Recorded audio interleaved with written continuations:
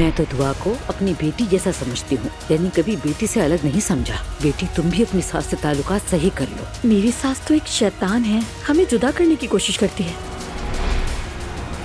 Hello. ओह ईशन, आ गई तुम। Long time no सी। Azlan को भी अब सही और गलत की पहचान हो गई है, इतना दिल पे मत लो तुम। फराज, सच कहूँ तो मैंने तुम्हें गलत समझा था। तुम दिल की बहुत अच्छे इंसान हो।